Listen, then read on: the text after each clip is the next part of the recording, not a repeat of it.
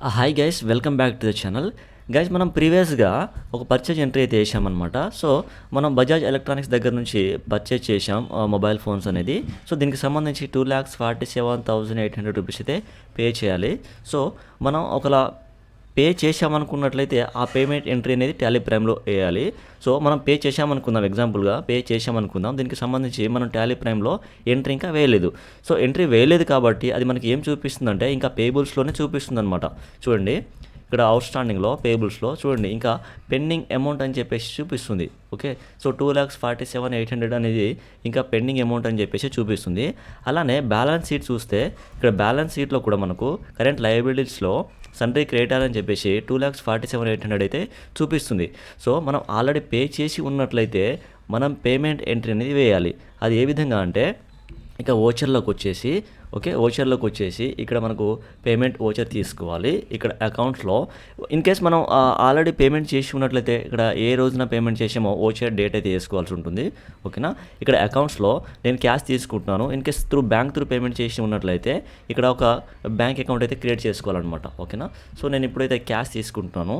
చూడండి, క్యాష్ తీసుకున్న తర్వాత మనం ఎవరికి పేమెంట్ చేయాలి? బజాజ్ ఎలక్ట్రానిక్స్ పేమెంట్ చేయాలి. ఎంత అమౌంట్ పే చేయాలి? ఇక్కడ చూడండి, మనకు కనిపిస్తుంది 2,47,800 అయితే పే చేయాలి. 2,47,800 అయితే పేమెంట్ చేయాలి.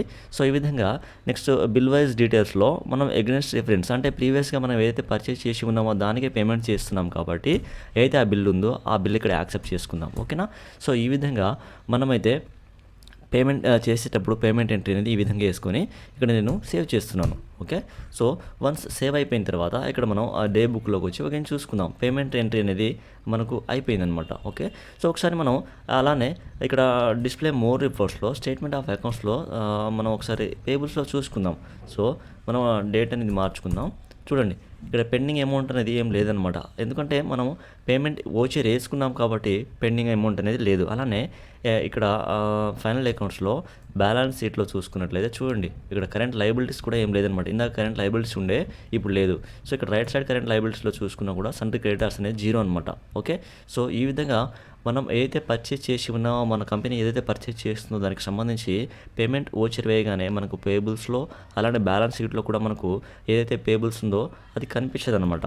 ఓకే, ఎందుకంటే మనం పేమెంట్ చేసేసాం, అది సెటిల్ అయిపోయింది ఆ అకౌంట్ కాబట్టి మనకు పేబుల్స్లో అనేది కనిపించదు. ఓకే, సో ఈ విధంగా పేబుల్స్ ఏవైతే ఉంటాయో వాటికి సంబంధించి మనం ఈ విధంగా ఓచర్ కానీ ఎంట్రీ కానీ పాస్ చేసుకున్నట్లయితే మనకు బ్యాలెన్సింగ్ అనేది అవుతుందన్నమాట. ఓకే, సో దీనికి సంబంధించి మీకు ఏమైనా డౌట్స్ ఉంటే కామెంట్లో మెన్షన్ చేయండి.